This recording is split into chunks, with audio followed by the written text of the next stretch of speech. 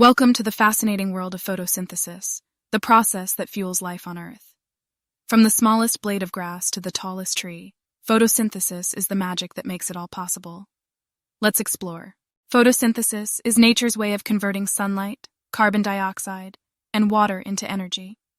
It's like a solar panel for plants, turning the sun's rays into fuel.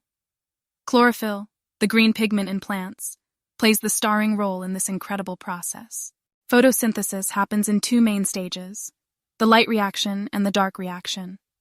The light reaction captures sunlight and creates energy, while the dark reaction uses that energy to produce sugar. It's a dance of molecules, perfectly choreographed by nature. Photosynthesis is the foundation of life on our planet. It provides oxygen for us to breathe, sustains food chains, and balances the ecosystem. Without it, the world would be a very different place. The magic of photosynthesis touches every aspect of our lives.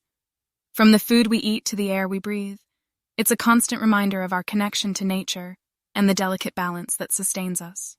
So the next time you enjoy a sunny day or take a breath of fresh air, remember the incredible process of photosynthesis that makes it all possible. Thank you for joining us on this enlightening journey.